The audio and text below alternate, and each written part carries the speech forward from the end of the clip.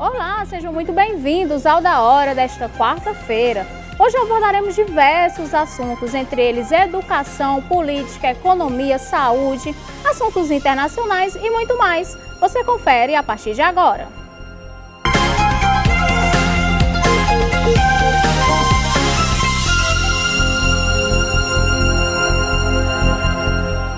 A TV União não se responsabiliza por conceitos, falas e diálogos entre os convidados em debates nos programas veiculados na grade. A direção.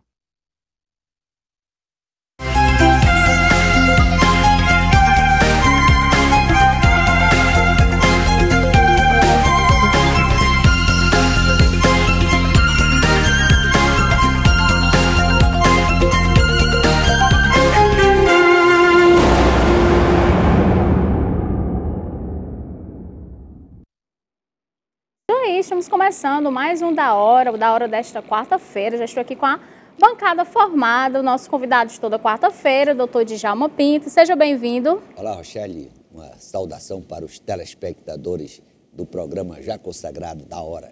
É isso. E o seu Walter Bardavil aqui nos abrilhantando a nossa bancada. Ele que é o diretor-geral daqui da TV União e também presidente da SEG. Seja bem-vindo, seu Walter. Pois é, eu estou aqui para dar uma contribuição aqui, doutor Djalma, né? Aí me convocando aqui para a gente fazer um programa diferenciado no sentido de nós levarmos a você o que tem de bom hoje na educação e outros assuntos bem interessantes que nós iremos discutir aqui, para que você, que está na sua casa aí, nos dando esse momento de atenção, possa ficar cada dia mais consciente de tudo que vem acontecendo, porque aqui nós falamos a verdade dos fatos para que você não seja dilubriado por outros meios.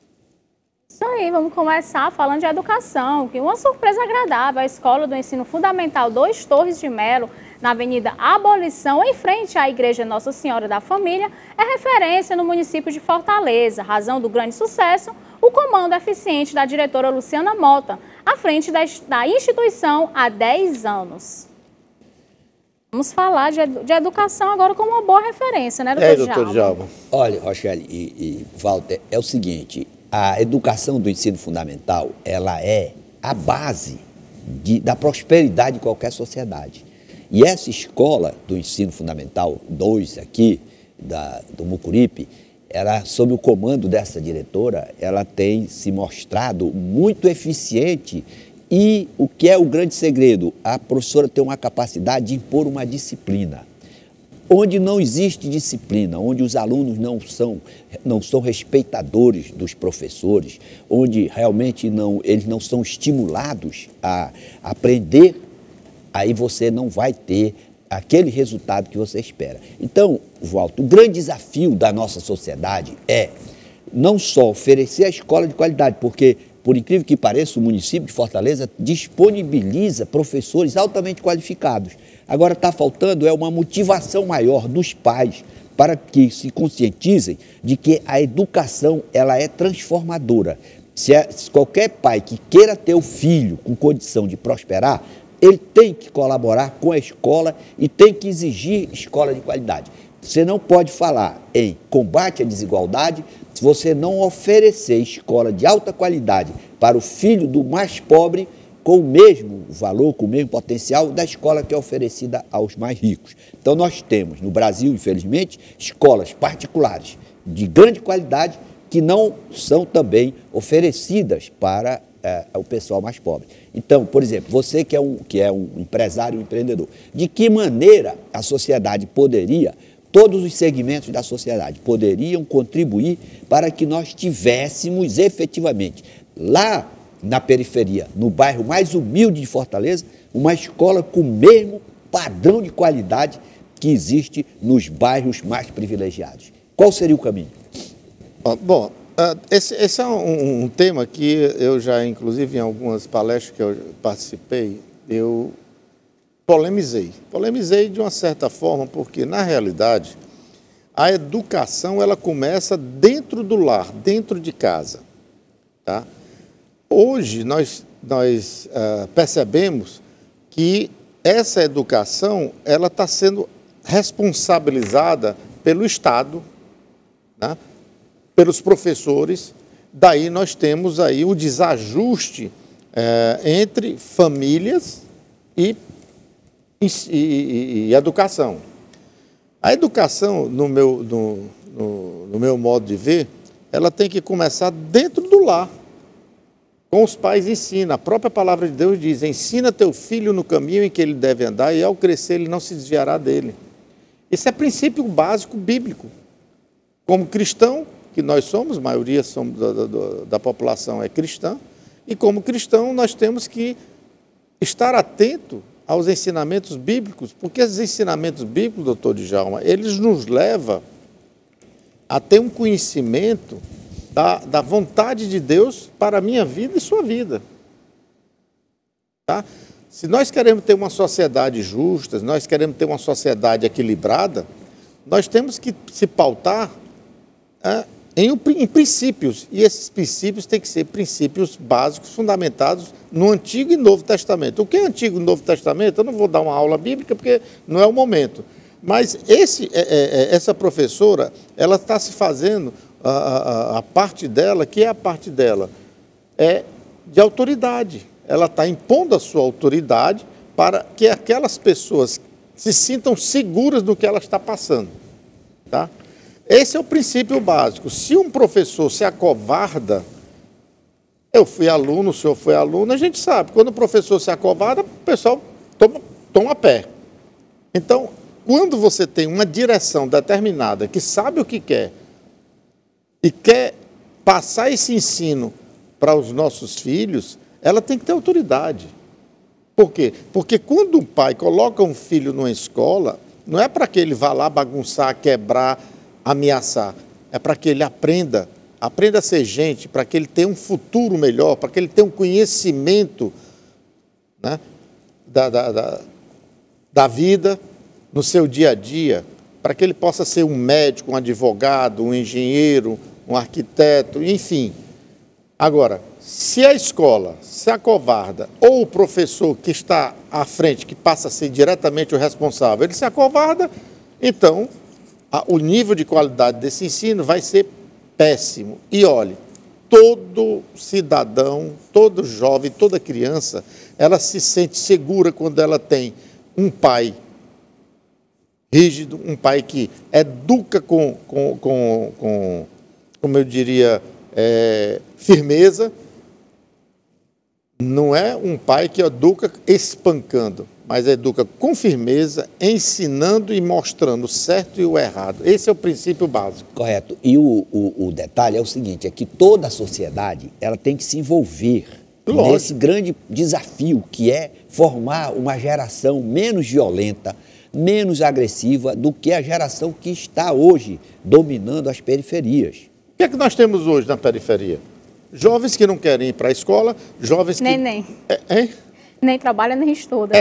Nem.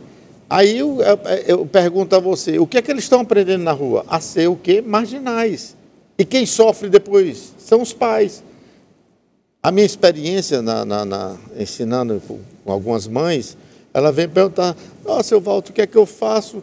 O meu filho me ameaçou. Eu digo, a culpa é sua, querida. Eu avisei para a senhora que seu filho estava tomando caminhos, levando dinheiro. Olha bem, eu estou falando de uma população mais necessitada. Ela veio dizer que o filho dela todo dia levava R$100 para ela. Aí eu digo, quantos anos seu filho tem? Ela, 5, 6 anos. Você acha que o menino de 5, 6 anos está trabalhando, ou alguém todo dia está dando para ele R$100 para ele fazer o quê? Ele está sendo um avião. No mau sentido, a pessoa dava R$100 para ele e dizia assim, meu filho, leva isso aqui ali e entregue para o fulano. Isso aí se chama aviãozinho, levando droga, tá? E aí o que acontece? Eu fui chamar a atenção dela dizendo que o filho dela, é impossível a criança de 6 anos de idade, 5, 6 anos de idade, tá levando todo dia R$100 porque pediu esmola? Não. Mas o que é que eu faço? O que é que você faz? Vá saber quem está dando esse dinheiro. Vá buscar e depois recrimine o seu filho ou então chame a atenção dele. Mas seu Walter, eu vou morrer de... E aí, mas é que... Aí, aquela tal história. É porque precisa do dinheiro. Precisa do dinheiro. Moral da história, o que é que aconteceu? O filho, com 12 anos de idade, já era um marginal e o fim dele foi trágico. Então, essa não é uma historinha que eu estou contando, eu estou contando uma realidade que aconteceu. Com 32 anos de experiência com creche, então, esse é um caso. Tem outros casos, que aí é que eu digo, a sociedade toda, como o senhor mesmo disse, ela tem que se envolver, ela tem que começar a buscar soluções palpáveis. Ensina o teu filho no caminho que deve andar. Essa educação ela tem que ser sincronizada. Família, escola, escola, família. Ela tem que estar sincronizada. Às vezes a escola chama os pais dizem assim, mas o que eu posso fazer? Meu filho, ele não me obedece. Ou às vezes, quando a professora chama a atenção, a mãe vai lá brigar com a professora. Isso não existe, ou então gente. O filho dela é um santo e a escola que está errada. Você lembrou bem esse detalhe, é verdade também. Gente. Então é aí que eu acho que nós temos que realinhar, repensar, reeducar os que estão chegando hoje na escola. Porque aí sim, só para detalhes, você sabe quando, uns 20 anos atrás, a brinquedoteca, viajando pelo mundo afora, eu implantei na creche a brinquedoteca que serviu de exemplo, inclusive, para o Colégio 7 de Setembro, na época, que foi um dos primeiros colégios que colocou brinquedoteca, quer dizer, a criancinha aprendendo, brincando. E isso hoje é uma realidade, só que hoje estão dando arma para a criança brincar e não instrumento de educação suficiente para ela desenvolver uma educação saudável, uma educação que ele possa crescer, ser gente e um dia, sabe, de agradecer à escola e aos pais também. Walter, você colocou bem, a participação do pai e da mãe é uma contribuição imprescindível, porque, inclusive, muitos professores do ensino fundamental reclamam que não tem essa participação. Feedback, né? Ele faz o trabalho dele, mas precisa do apoio do pai e da mãe. E uma dificuldade que existe na sociedade cearense e na sociedade brasileira é que a mãe e o pai saem para trabalhar e o filho, então, fica só em casa. Aí ele fica sujeito a essa convivência com pessoas que vão desencaminhá-los, esses garotos. Então, um desafio para a nossa sociedade é como enfrentar essa situação que é real, você ter as facções dominando os territórios nas periferias das nossas grandes cidades e, por outro lado, essa necessidade de o filho ser bem encaminhado, se é uma obrigação do pai e um dever do Estado oferecer à escola, por outro lado, também é uma exigência da própria sociedade, porque cada pessoa desencaminhada ou cada garoto que faz opção pelo crime representa uma ameaça para toda a coletividade. Então, por isso que o Milton Friedman ele dizia que era o efeito de vizinhança, que a gente precisava todo mundo se envolver para evitar que as pessoas fizessem opção pela venda de droga, pela marginalidade. Ou seja, tem que existir uma políticas públicas para esse tempo ocioso, né? O Estado, o esporte, ou um curso profissionalizante, para que eles não fiquem sem ter o que fazer, né? Ou integral, tem que ocupar ele, né? Verdade. E outra coisa, escola não é para estar ensinando sexualidade,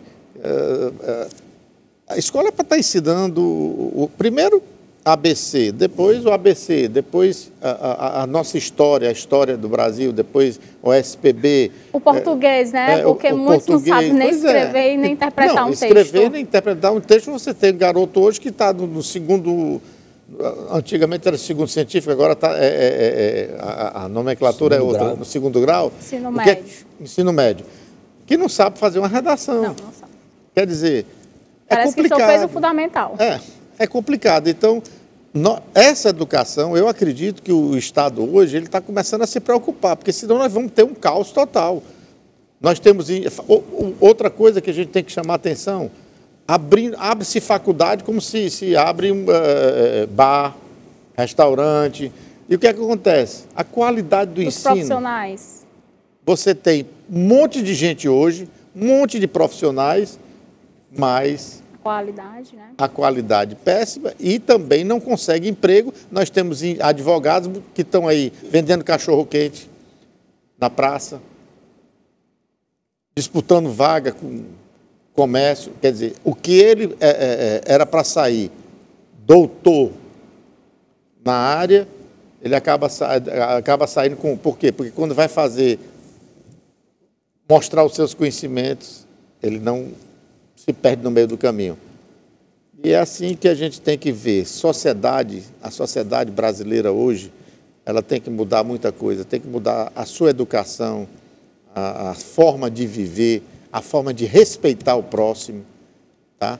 Hoje em dia se respeita muito mais um animal do que um ser humano. Sim, a gente sonha ainda, quem sabe o país seja desenvolvido e não subdesenvolvido, né, doutor Djalma? Depende dos homens que vão conduzir o nosso destino. Nós temos que qualificar primeiro aquelas lideranças que vão conduzir o destino para que priorizem aquilo que é do interesse público. Se um povo que não sabe escolher a liderança, aqueles que vão lhe representar, aí começa já daí, que ele não sabe representar, então fica difícil. Complicado. É isso. E nós vamos falar agora que na manhã desta terça-feira, estados das regiões Centro-Oeste, Sul e Sudeste, Norte e Nordeste experimentaram um enorme apagão, o maior blackout brasileiro desde 2009. O primeiro registro aconteceu por volta das 8h29, resultando em uma queda de 25% na carga total do sistema elétrico nacional. A recuperação do sistema teve início alguns minutos depois, às 8h40. O Ministério de Minas e Energia comunicou que o apagão resultou na interrupção de 16 megawatts de carga em estados do Norte e Nordeste do Brasil. E a causa desse incidente será investigada pelo Operador Nacional do Sistema Elétrico. E nós vamos falar também que a Petrobras anunciou nesta terça-feira um novo aumento no preço da gasolina em 0,41 centavos e do diesel em 0,78 centavos. O preço médio nas distribuidoras passará a ser de R$ 2,93 e de R$ 3,80 por litro, respectivamente. A medida entra em vigor a partir de hoje. O pior para o brasileiro? É uma pergunta. Foi o apagão na maioria dos estados ou o aumento do diesel e da gasolina? Eu passo primeiro para você, depois eu vou dar meu... O apagão, segundo os técnicos, o problema maior dele é gerar essa insegurança de que poderá ocorrer de novo. Essa é uma causa que gera apreensão, é um motivo de apreensão dos especialistas.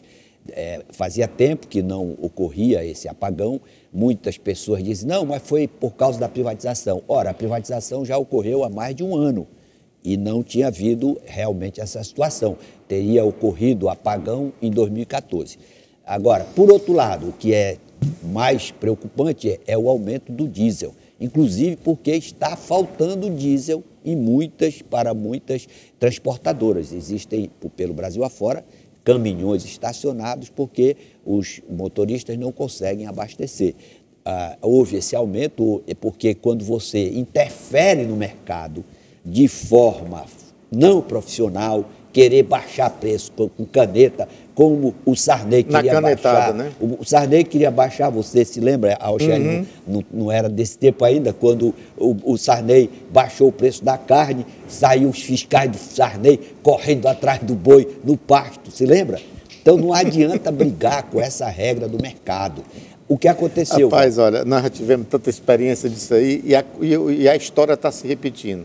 Impressionante como isso acontece, mas pode continuar aí no seu raciocínio. Pois é, aí o que acontece? Você vai comprar um produto por R$30 e vai ser obrigado a vender por 10, evidentemente você vai quebrar e você não vai fazer essa operação porque ela é desastrosa. Mas será que o intuito não é esse de quebrar, não? Aí é que vai causar dano à população. O que é que nós precisamos colocar? E quando eu partir de direita, de esquerda, de centro que estiver no poder, colocar pessoas que entendam do ramo, que entendam daquela pasta que vai ficar sob seu comando e não a fazer improvisações que já deram errado no passado. Eu acho que o pior equívoco é você repetir aquilo que já se mostrou ineficiente ou sem resultado positivo em momento anterior. Pois é, mas aí é que eu digo, esse apagão, eu vejo esse apagão como uma sinalização de aumento de energia para justificar, tá, um aumento de energia. Ponto. Vamos ser bem claros. Hoje, por exemplo, o Ceará não precisaria de energia que não fosse limpa. Por quê? Porque nós temos um potencial enorme e outra coisa, nós já somos autossuficientes em energia limpa. Limpa, de um modo geral, porque ela tem a eólica e a solar. Então, hoje, o Ceará, se ele quisesse viver independente, é só liberar. Mas há um problema muito sério, por quê? Porque a distribuidora de energia, ela dificulta a implantação de novas usinas no estado do Ceará. A verdade que seja bem dita, eu estou lhe dizendo isso aqui com conhecimento de causa. Ela, em vez de facilitar, ela está dificultando, criando problema, criando dificuldades para que não seja implantado. Por quê? Porque eles não têm interesse em termos de energias limpas e tão pouco baratas. Tá? Porque quando você constrói uma usina, ela ganha também. O Estado, inclusive, está perdendo. Porque o Estado podia também estar faturando em cima disso aí. E ela está criando tanta dificuldade, inclusive no nosso programa, que é o Olhar Municipal, nós trouxemos e foi colocado, inclusive, foi discutido esse tema no Olhar Municipal, que você pode assistir, inclusive, se você quiser assistir, vai assistir no União Plus, né? É só baixar o aplicativo e você tem lá todos os programas, inclusive da Hora, todos os programas da TV União, gratuito para você assistir no seu celular a hora que você quiser. Então, veja bem, o que é que a gente tem que analisar isso aí? Nada de graça. Esse apagão tem cara de aumento. Porque elas estão tendo prejuízo, e o que está captando não dá para atender o consumo que está sendo. Entendeu? Isso é só para aumentar a margem de lucro. É tanto que nós temos uma CPI aí, né, para examinar tudo isso aí, mas isso aí, ó, do jeito que o Estado, ou a população, ela tem que ir para cima. Nós temos que brigar. A Enel aqui hoje é a campeã de reclamações. Ela cobra 3 vezes no mês ao cidadão. Como que se erra essa leitura, né? É? Como é que se erra a leitura? 3 vezes, Não é que erra a leitura, veja bem. Por exemplo, se você for olhar a leitura, ela está correta, muitas delas estão corretas. Há erros, mas a boa maioria está correta. Agora, por que ela cobra 2, 3 dentro do próprio mês?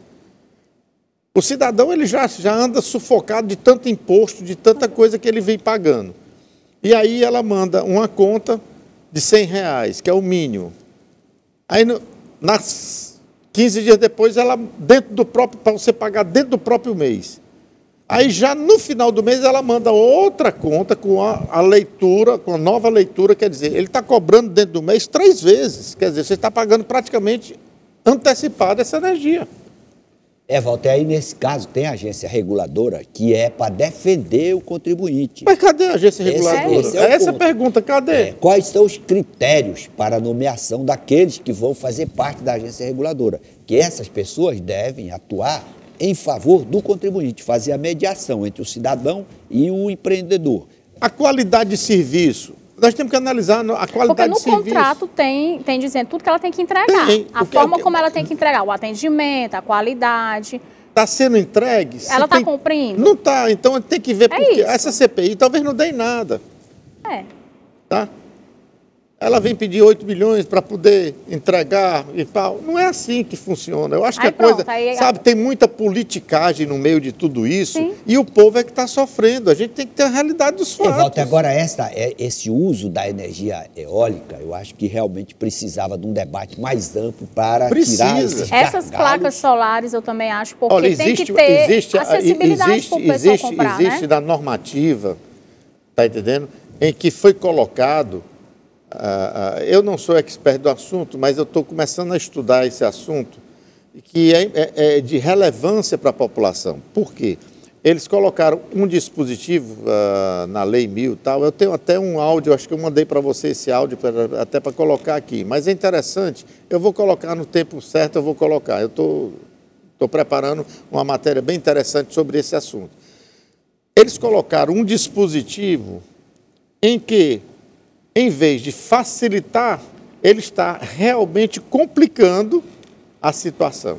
Então, é por aí. Mas nós vamos fazer uma matéria sobre esse assunto posteriormente. Eu acredito que nós estamos no tempinho já. Já a gente vai continuar falando sobre esse assunto e muitos outros depois do intervalo. Até já.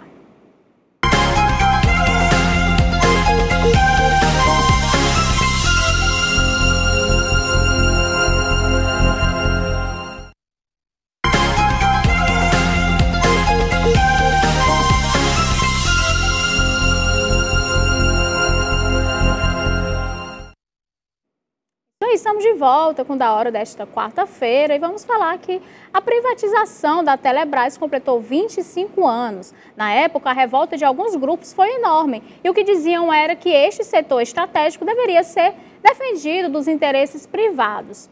Os tais interesses privados transformaram as linhas telefônicas de um item de luxo que precisava ser declarado nos impostos de renda em uma coisa totalmente comum e acessível. E hoje nós temos acesso à telefonia móvel graças à Telebrás. É isso, doutor Djalma? Privatização. Privatização? Antigamente, quando havia o monopólio estatal, Sim. O cidadão tinha 50 telefones. Ele vivia...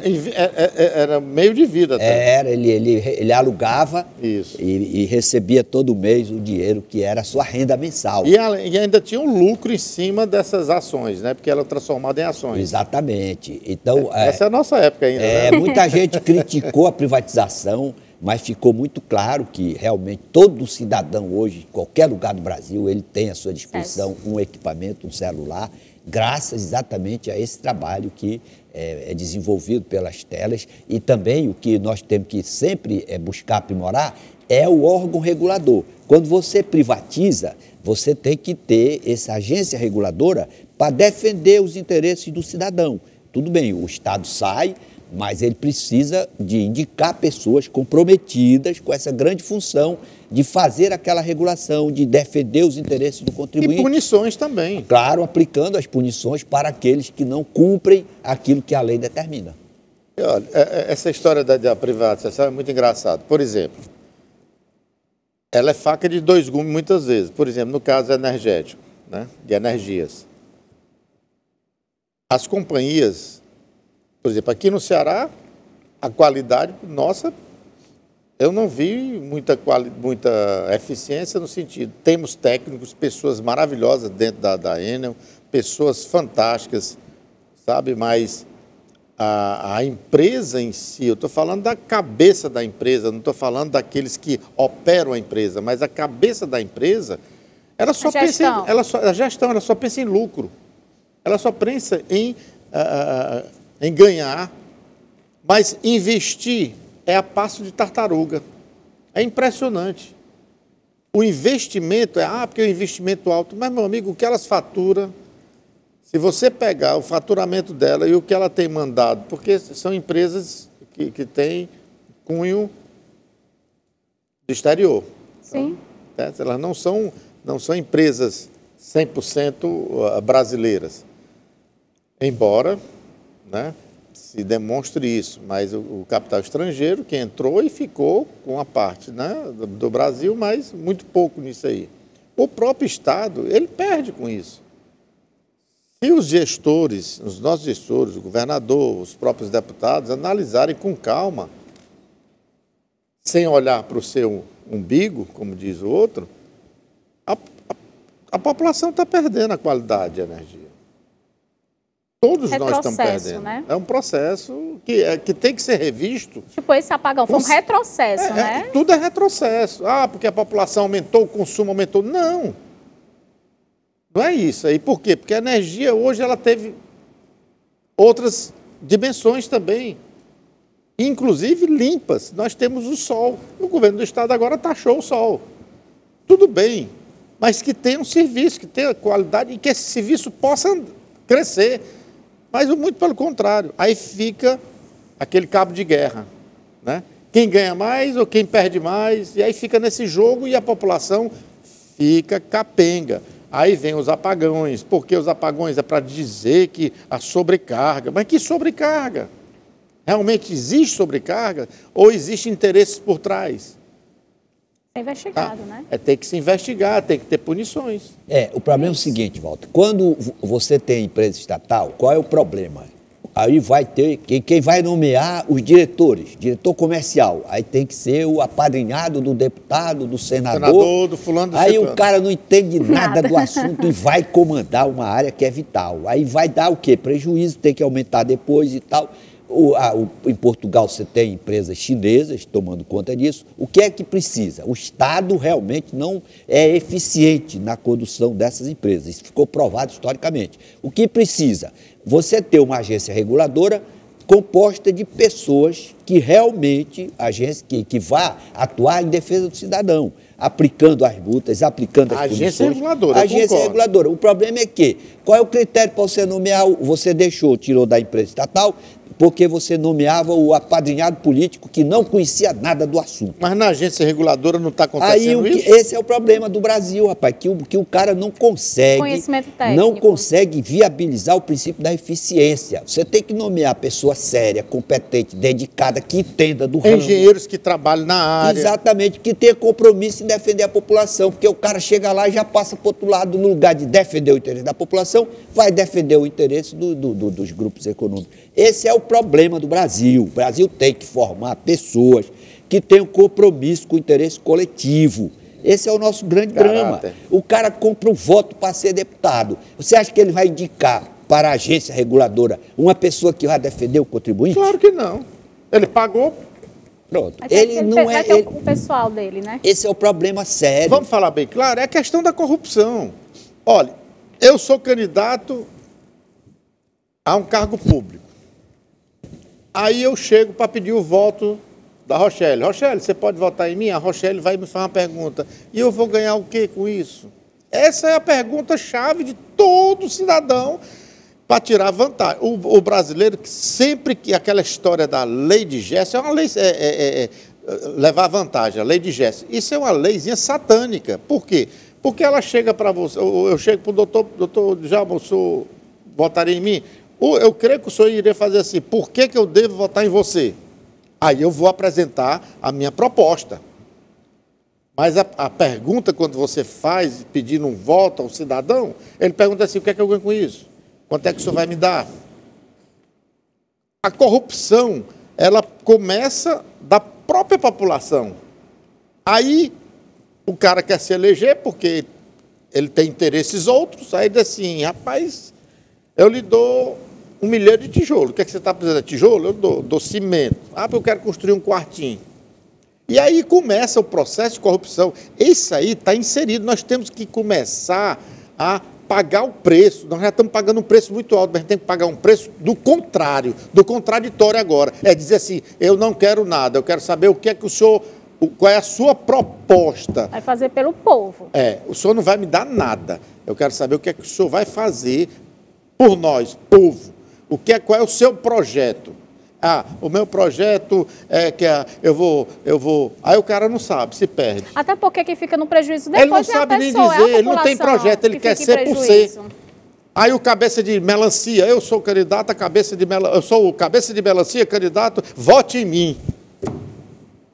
Essa é a política que nós temos, esse é o quadro real que nós temos, de pessoas incompetentes querendo assumir cargos que são... Por quê? Porque eu sou amigo do ciclano, o vizinho chega na minha casa e me pede 1 quilo de arroz, está passando fome, eu dou, aí é por causa desse 1 quilo de arroz eu vou votar nele. Gente, nós temos que parar para pensar. Por uma cesta básica. Exatamente. A gente vai ter já um caso que foi o governador de Roraima, que foi em relação à cesta básica. Walter, agora isso aí é o maior desafio que a sociedade brasileira tem. Você manda... cortar a própria carne. Principalmente nos interiores. Né? Porque realmente o cara compra o voto.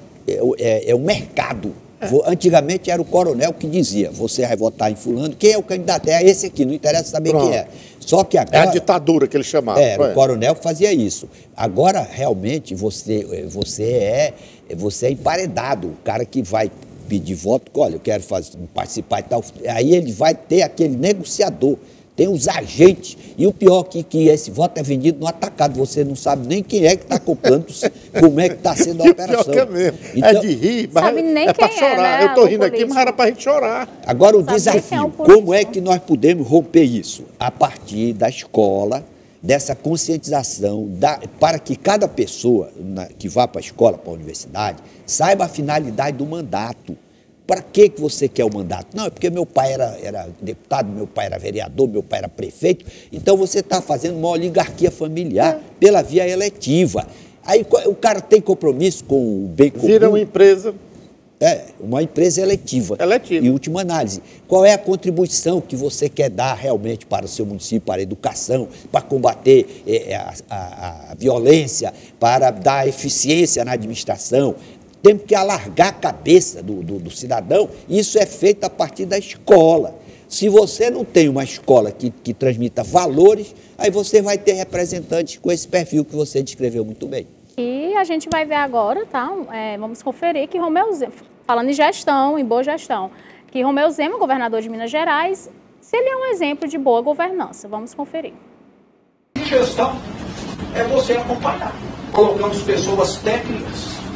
Minas tem 320 mil funcionários públicos.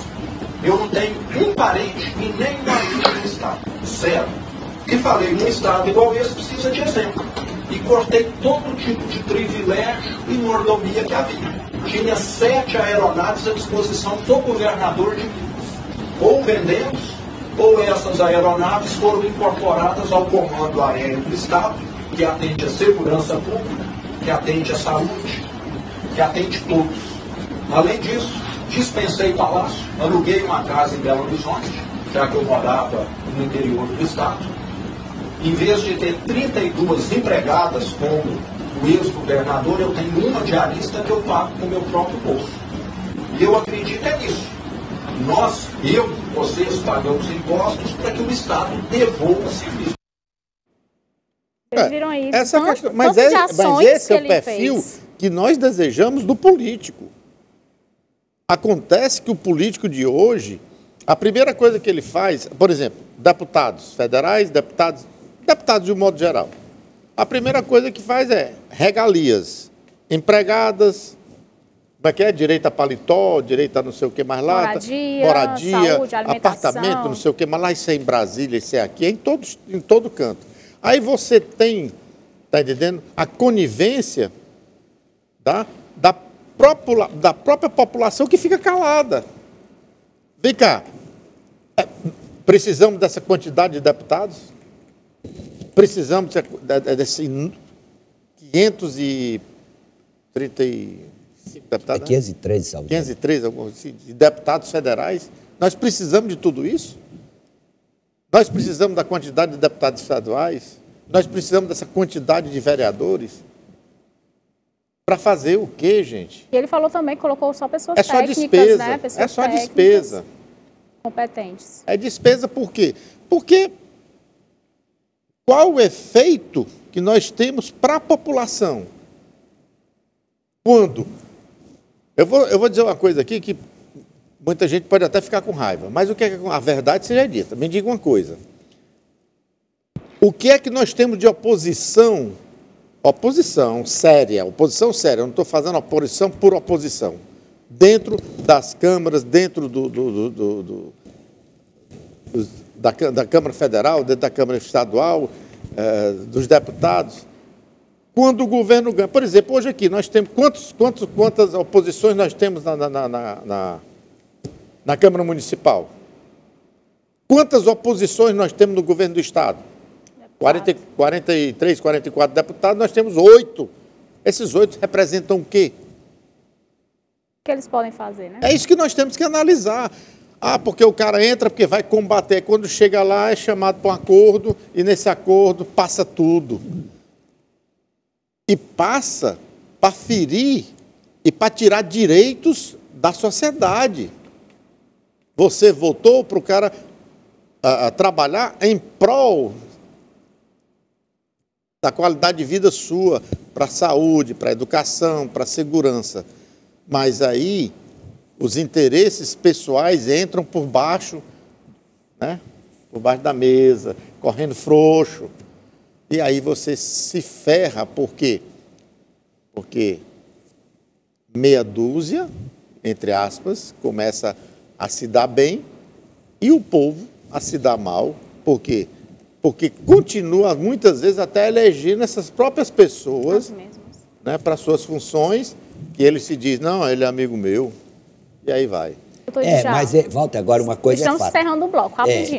Esse SEMA representa uma inovação, representa um alento para o Estado de Minas Gerais. Um exemplo.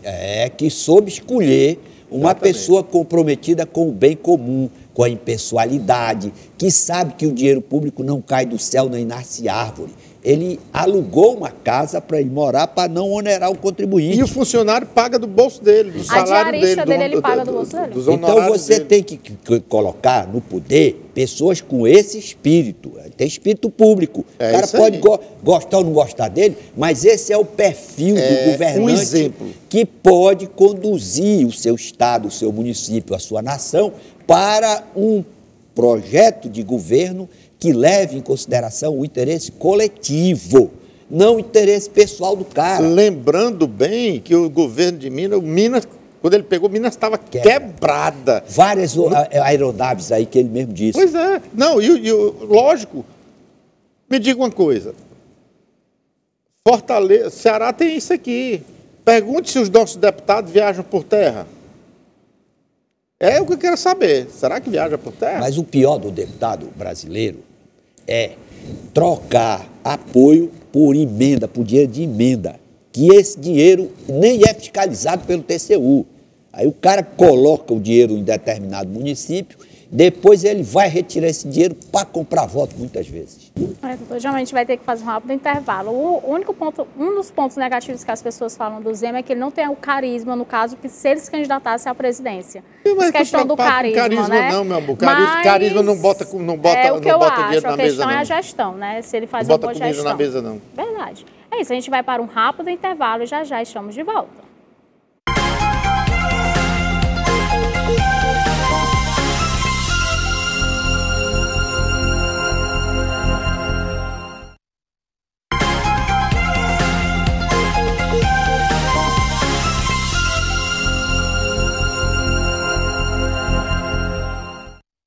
Estamos de volta com o Da Hora desta quarta-feira, agora falando de política internacional.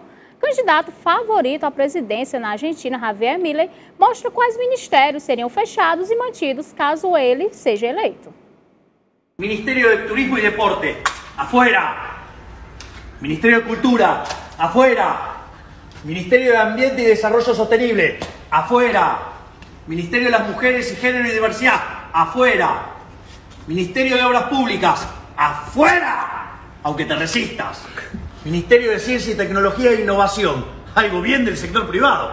Nada bueno salió del sector público, afuera. Ministerio de Trabajo, Empleo y Seguridad Social, afuera. Ministerio de Educación, adoctrinamiento, afuera. Ministerio de Transporte, afuera. Ministerio de Salud, afuera. Ministerio de Desarrollo Social, afuera. ¿Cómo queda el Estado? Ministerio de Capital Humano, Ministerio de Infraestructura, Ministerio de Economía, Ministerio de Justicia, Ministerio de Seguridad, Ministerio de Defensa, Ministerio de Relaciones Exteriores e Ministério do Interior. Mais um para o pessoal chamar de Maluco. maluco.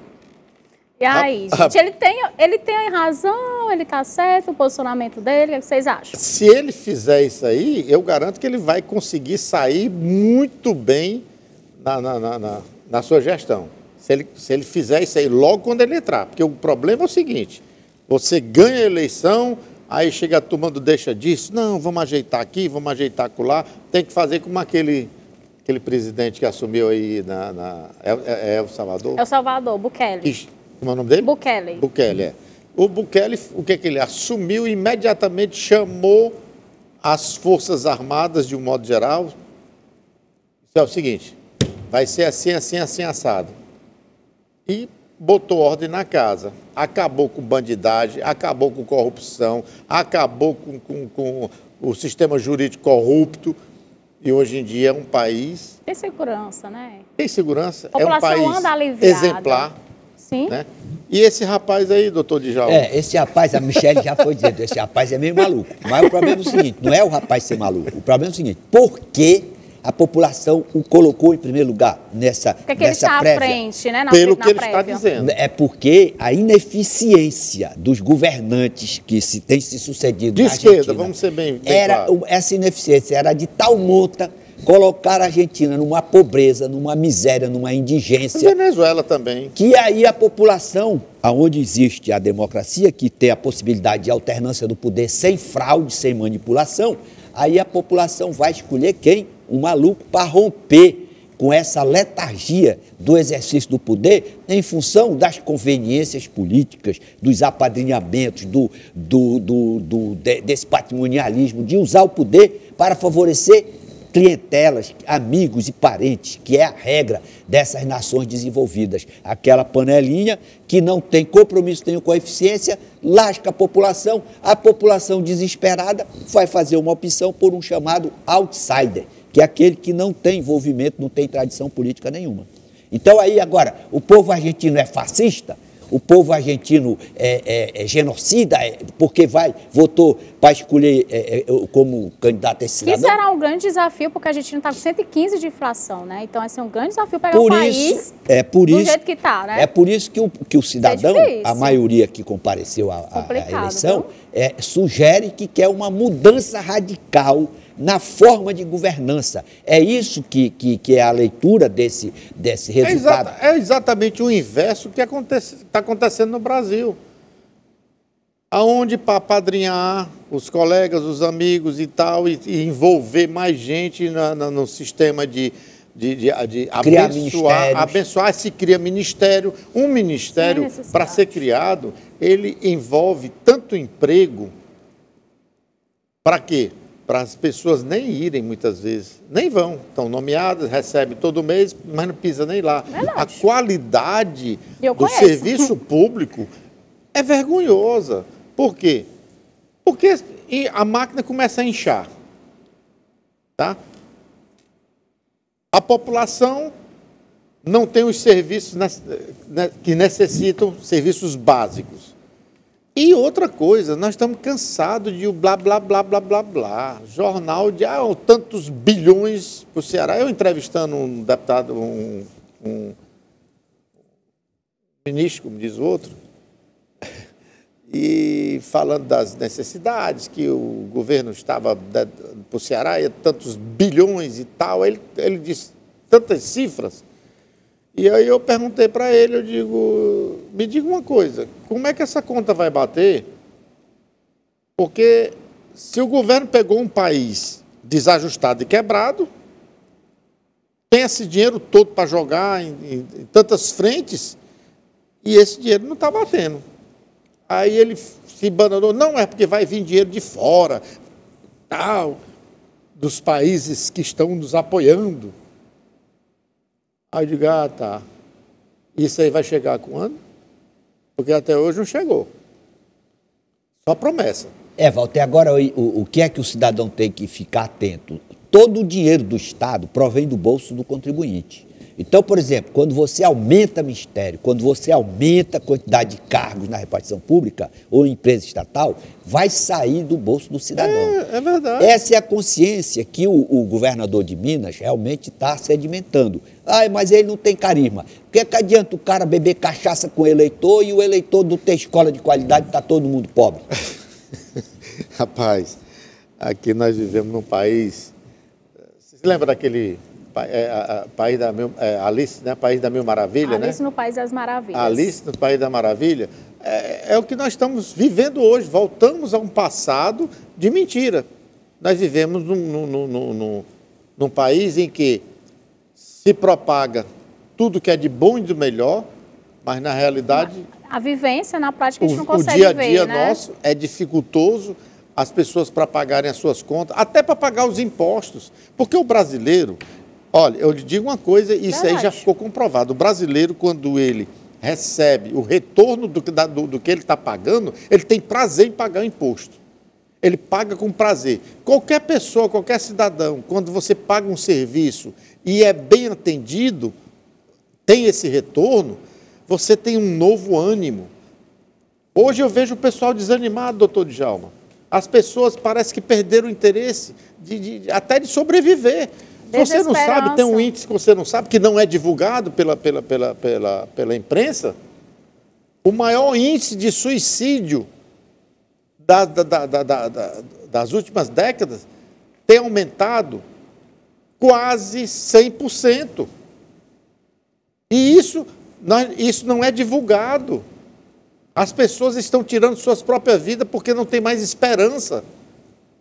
Gente, isso é sério. Procurem saber. Você que está nos assistindo aí, eu garanto que você conhece pessoas, filhos de amigos seus, que tiraram a vida. Jovens que estão tirando a vida. Por quê que eles estão tirando a vida? Porque eles não estão tendo mais o quê? A esperança de dias melhores. O caos está se instalando e nós estamos de braços cruzados. Aonde é que nós queremos chegar? Que país que nós queremos?